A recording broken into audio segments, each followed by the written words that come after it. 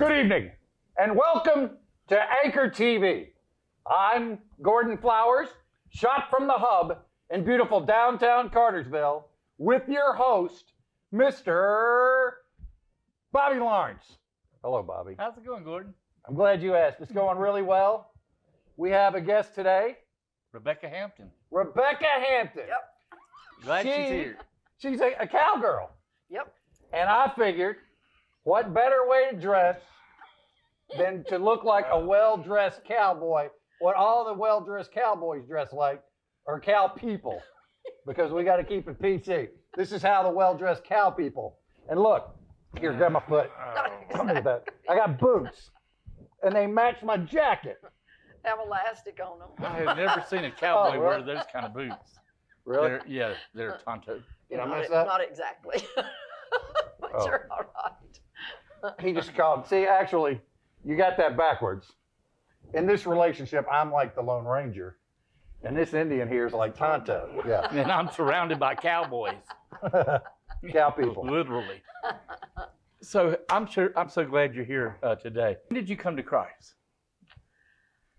Many, many years ago, I gave my life to Christ when I was about 19 years old. 19 years old. Mhm.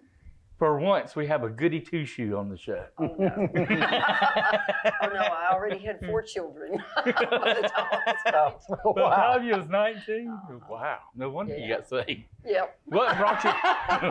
what brought you to that point? I guess I felt an awesome responsibility for my children. I knew I wanted life to be better for them than it had been for me. And I really felt responsible for them. And boy, the Holy Spirit of God just put a conviction on me that I couldn't walk away from. And I knew I was going to die and go to hell if I didn't get my life to Christ. I'd been in church. I knew the Bible. I knew the truth. I knew, if I didn't get saved, I would go to hell. So I just bowed my knee and asked God to save me. Was you at home or in Yep. church? Oh, I've really? been in church in years. So you was born again at home. Yep. And how did you know that you knew that you were saved? Oh, honey, it was like darkness turned to light. So- Oh, yeah. It's carrying an awful weight of sin around. Mm. And all I said was, God, save me. And it was just like these lights turned on. wow. And I never, ever, well, not never, ever, because Satan always wants to make you doubt. But I knew that God had changed my life. And I wish I had stayed there, but at some point, I got steeped in legalism. Oh, It was terrible. I finally got to a point that I don't want what I got, and I sure don't want anybody else to have it. This is miserable. When everything you do, everything you think, and if you're having fun, it really is a sin. Yeah. And I just said, I'm not going to do this anymore. I don't like this. Yeah, and, sometimes we can get caught in a Yes. ditch one way or the other. Yes. Pendulum swings real broad. Yes, so yeah. you can be way over here in grace and mercy Yeah. or way over here in in legalism. I didn't Yeah. understand grace. And Dr. Yeah. Stanley spoon-fed me grace until I understood the grace of God. And then realized I couldn't do anything. Dr. Charles Jesus Stanley? already done it. Yeah, he was my pastor for 10 years. Oh, wow. Sat at his feet, and he really, really, really spoon-fed me grace. And I could finally wrap my brain around the grace of God and that he loved me, and it wasn't anything that I could do or did do. It was just he loved me. And I love how he, people would tell you he's going to, God will whoop you, God will punish you. When you're beat up, he don't beat you up. I could see Jesus in my mind's eye when I was living in sin, just fuzzball, I'm telling you. And Jesus standing there with his arms open, and I would just cry. It just break my heart. I'm like, I don't understand how you can love me. But he did, and he loved me back to him. And I tell you, it was amazing. It was the best day of my life when I understood grace and quit trying to do. I just started being who I was. Understood that a grapevine don't work to bear grapes. It just bears grapes. Well, then the Lord called you wow. into ministry. Yes, he did. When did you hear that call? Oh, my goodness. I guess about 30 years ago. I built a house on some property up in the North Georgia foothills of the North Georgia mountains. And it was like my dream house. I had 12.6 acres. I had my horse in my yard. That's what I always wanted my whole life. Me and my builder actually built my house. I know more about building than I ever wanted to know, but it was exciting to watch it come together. And I built that house, and God kept calling. He kept pulling at me.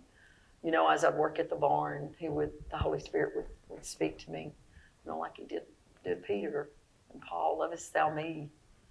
And I'd say, you know, I love you. He'd say it again, lovest thou me? Yes, I love you. He'd say it again, and I'd start crying. No, I don't love you like I ought to.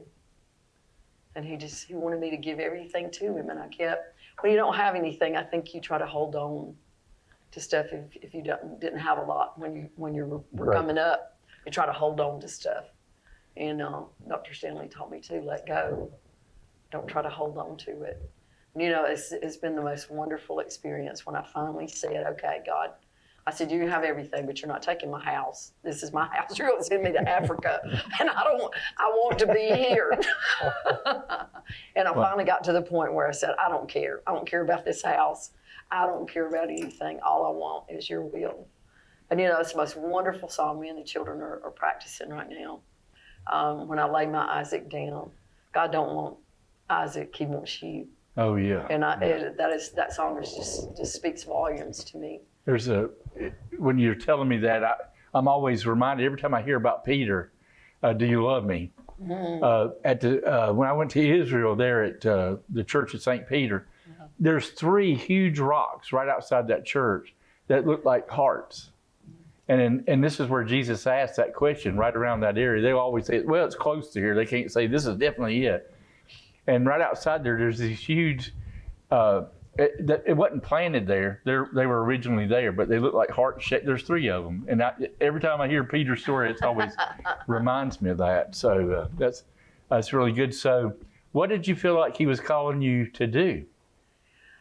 You know, it was neat. I actually moved up there and was working on building my house. Worked in Atlanta. I had my own dance production company. I did a lot of dance production things in the city, and I had dance programs at different art centers in town. And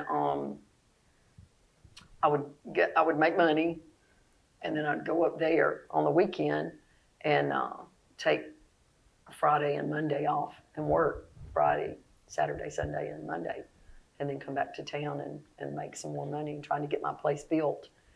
And once I moved up there, I just started praying, God, what do you want to do here? You know, it's almost like I love the book, The Clan of the Cave Bear. It was almost like that's where God shut me up.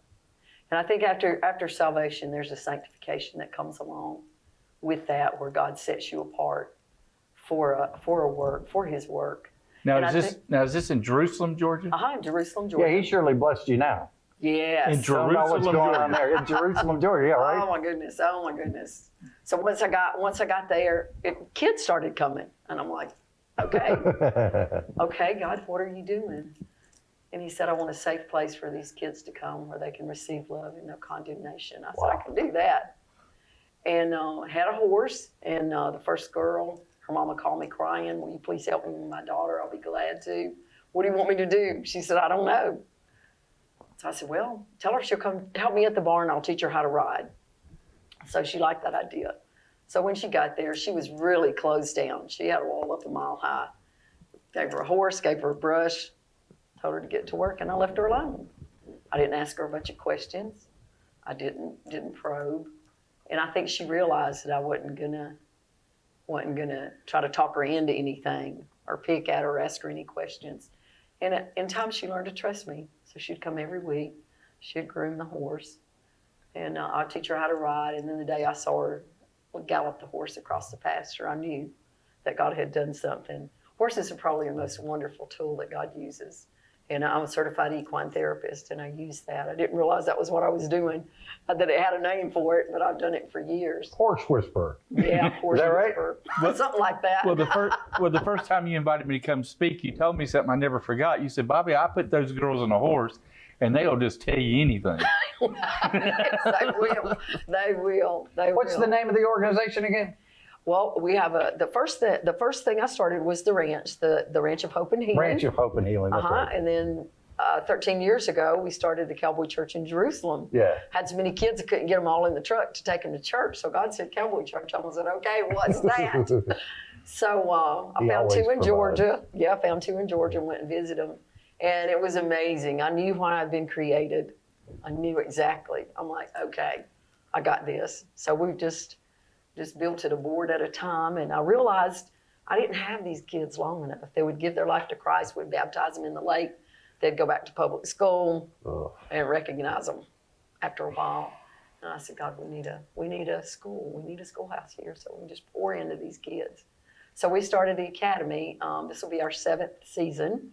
And we've got, I think, 16 or 18 kids. And we are so excited. Kindergarten through 12th grade. Wow. And just pour Jesus in them all day long. And that's a blessing. Oh, my It goodness. started off one girl, Yep. one horse, Yep. and now you got an academy. Got an academy. That's man. Got, the Lord, 16 man. horses. You must have had a boatload of money. Are you kidding me? Listen, I came from the Indian village. I didn't have any money. I don't know about money, but I know about God. What did you do in the Indian village? Well, that's where I lived. Oh. Yeah, it was a little town, little city. It's like the other side of the tracks in Brookhaven. It was all dirt roads and Indian names and 4-room houses, and there was a creek and woods behind the house, and I spent a lot of time. Did you wear that hat? Wouldn't like it. He speaks fluent Indian. I couldn't afford a hat. Hats are expensive. That's a bless. I mean, that's just amazing how It is amazing. it starts off. Yeah. Yeah, and you didn't even hear like, oh Lord, what am I going to do? And now all of a sudden, there's this huge. One thing about doing this is you get to hear how people start off with nothing, Nothing. and then all of a sudden, they just some huge. God just. It's crazy, you know. Yeah. Well, that's why I would go to Atlanta and work, and I would make money, and then I would come back and try to take care of the kids. I could make a mean chicken and dumplings with one chicken wing. Hey, that sounds like my mom. Yeah. My mom can make chicken taste like shrimp. Really? Yeah. Yeah, you learn to, Wait a minute. take care of all these kids. I thought everything tasted like chicken. No, my mom can make chicken taste like shrimp. Yeah, there'd be 20 kids get off the school bus sometimes and come down the driveway. All right. I was going to Looking say, for their how in the safe world did you place. eat? The churches would bring us food. The older kids now tell this group of kids, y'all got it good. All we had was hot dog. They had every kind of hot dog you could ever imagine. They said we got so tired of them, but it was all right. We'd make beanie weenies out of them, or we just have every different kind. But there was always something to eat. They always came hungry. And I remember the time I told God, I was sitting on the swing, and I'm like, I do this every Monday. Nobody gets saved. What am I doing? And I think God said, okay, I'll show you. I think 7 kids gave their life to Christ that month. And baptized them in the lake behind the ranch. Come through. Yeah, yeah. And the first little one looked up at me and said, Mr. Beck, I want you to baptize me. What a blessing. I'm like, my pastor, can I do that? Can I do that? Sure can. So tell us, how many kids you think's come through there over the years, you reckon? Oh my goodness. We probably had 200 people give their life to Christ. Wow. That have come through the church. And oh my goodness, hundreds of kids. I've raised kids, and the neatest thing about the academy now, I have 2nd generation cowboy kids. I raised their daddy. I remember he showed up at the gate. Long hair, messed up. He said he had gone to the store to get some beer, and he took it back to his buddies, and he saw that Cowboy Church sign, and he said he came back and came in and was standing at the fence. I said, come on in, son. So he came in and sat down and gave his life to Christ that day. Wow. So what gave you the idea of having church on Saturday in the barn? Do you know, I didn't have a clue. I am like, unless they were just not Sunday morning people. The only way the kids got to go to school on Sunday morning is if I had them with me Saturday night and could get them up. Because it's kind of an area where they stay up all night and sleep all day. Yeah. Oh, yeah. So if they couldn't get themselves up, I Yeah. couldn't blow the horn loud enough. Oh, yeah. They Yeah. would stay there. We've had camp outs and pajama parties and just all kind of things on Saturday night. So we could get up and go to church on Sunday morning. Because we have church on Saturday, then we can minister at different churches. And I'm telling you, these kids, I don't coach them either.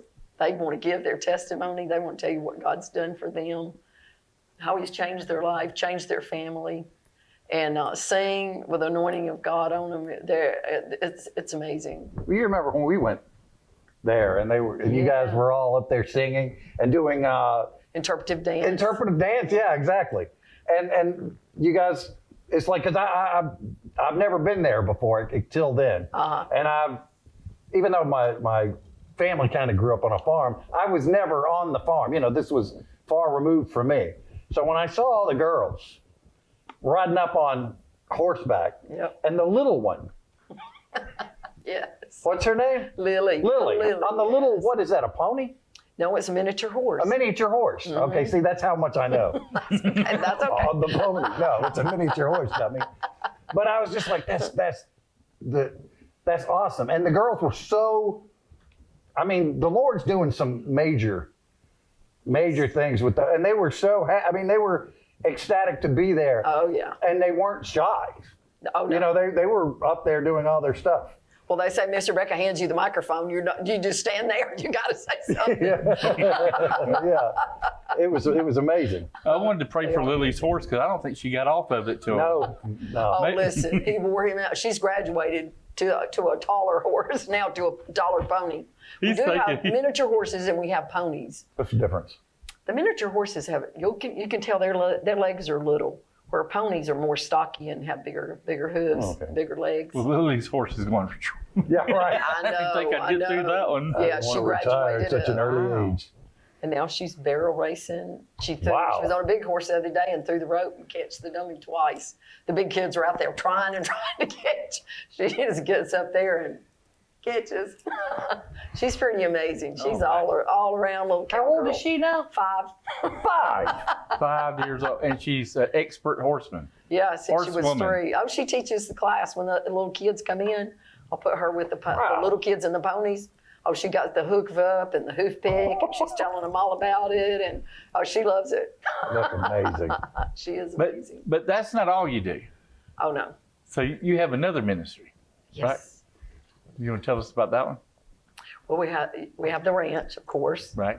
and that's we have barrel lessons and roping lessons, and we go to the rodeos. We hand out water and cowboy Bibles, and then we have we have church at first, third, and fifth Saturdays of the month at 5 o'clock until the time changes. When the time changes, we go to 3, and we just have a great time back there in the barn behind the barn. In fact, people call me when the church is shut down because we're open, we're out. Wow, yeah, Are absolutely. y'all having church? I'm about to die. I said, I've been "Yes, there we a couple are." of times, Come and on. it's a lot of fun. It is fun. I've always enjoyed it. It is fun. And then we started this will be our 7th season for our academy at Double H Ranch. We started the academy, and I'm telling you, it was amazing to pour into these kids. They can quote chapters of scripture. We teach them scripture. We feed them. It's not just school. We teach them to brush their teeth, comb their hair. I keep clean clothes in case they need a clean shirt. Man, we need to go stay with her. That's right. I hang clothes out every day, washing and hanging out clothes. And they do chores. That's part of their, they don't pay anything to come to the academy. And we're struggling a little bit right now. And God spoke to me. I love how he speaks at 3 o'clock. He wakes me up. And I have been praying, God, what do we do? We're getting a little lean here. And he said, sponsor a child. And I said, sponsor a child. And he said, sponsor a child. So I talked with some people that I know And they said, yes, that you can do that, and that a lot of people do that.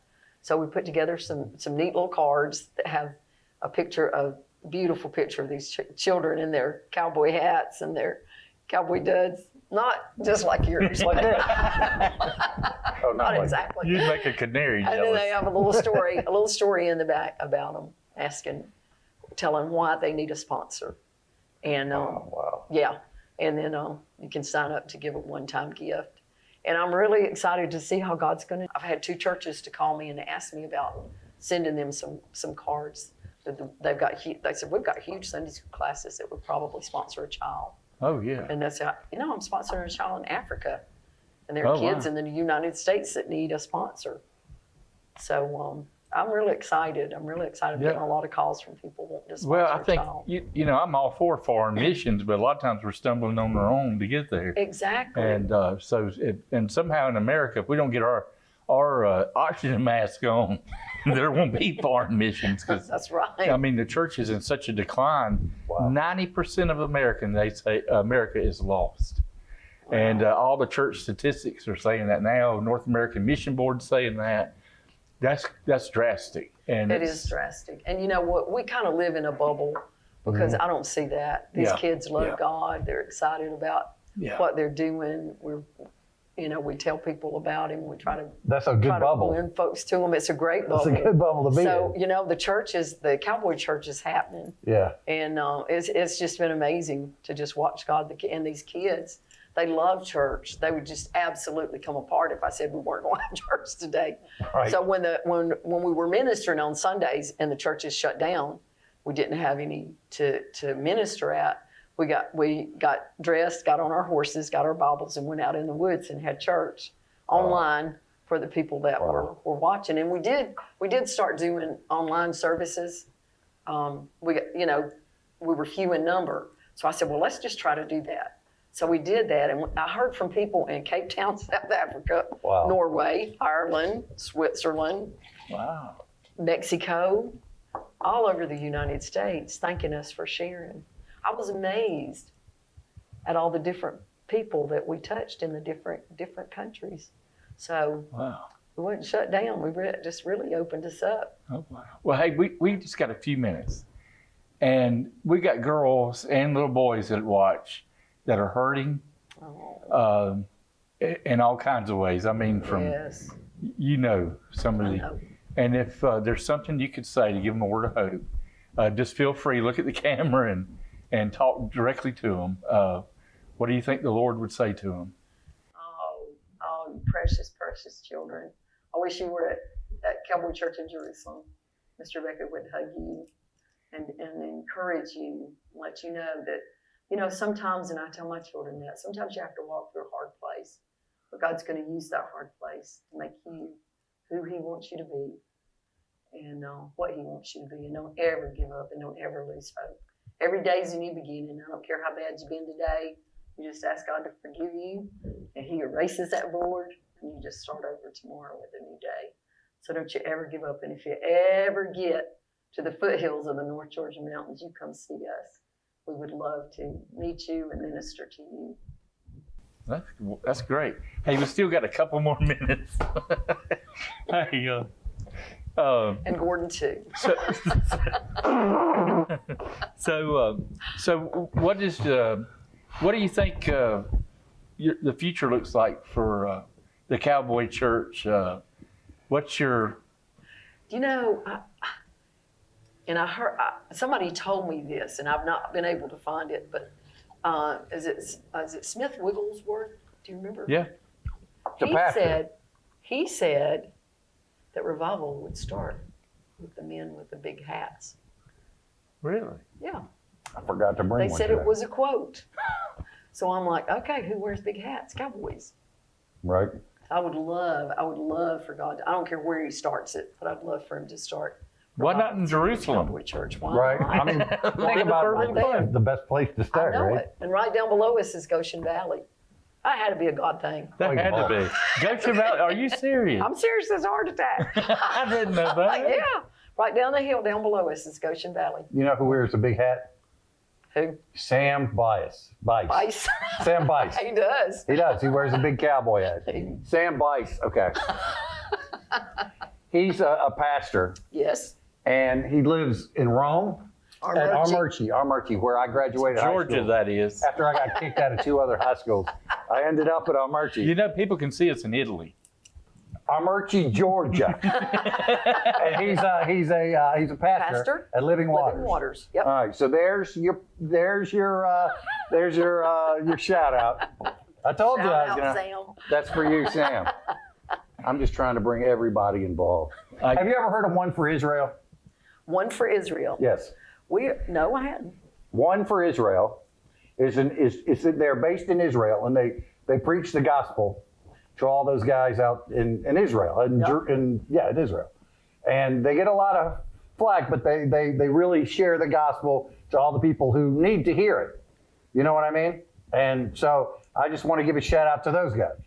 So One for Israel, who lives in Israel, not Israel, Georgia, Israel. So One for Israel. One for Israel. Well, let me ask you this. If somebody wanted to contact you or wanted to support your ministry or sponsor a child, how could they get in touch with you? We're on Facebook. We're very active on Facebook. We've got 33,000 followers. Under on the our Cowboy Facebook. Church, right? Cowboy Church in Jerusalem. Wow. Yeah. And I have email addresses. I have come see us. It's like Grand Central Station. Yeah, the address is 9906 Henderson Mountain Road. And our mailing address is actually Fairmount, Georgia, but we're not there. We're up on the mountain. They just have to put you somewhere. So our post office is in Fairmount. But we're in between Fairmount and Jasper, the little community of Jerusalem. And it's a beautiful place. If you ever get a chance, you got to go see it. It's wonderful. God really moves there. I've always enjoyed it. And she always feeds you something that's going on there. And boy, this was just great, wasn't it? It was amazing and remarkable at the same time. We're so glad you could be with us. Thank you. Thank it's you. a joy to be here. God bless you. God bless you. Hey, say good night, Gordon. Wait, try to say it again. Say good night, Gordon. Good night, Gordon. Worship Him and worship Him. Every day, every church. Even when you wake up, worship Him. When you wake up, worship Him. Every evening, even if you're not tired, just keep on praising. Oh, the Lord's been good to me. Oh, the Lord's been good to me. All the days, all the nights. Oh, the Lord's been good to me. Oh, the Lord's been good to me. Even know how I feel. Even if I'm an old person, He still will be good to me. I'm telling you, Jesus is the cure. My neighbor's wife took her life the other day. Neighbor told his kids, Mommy went away. She never got the chance.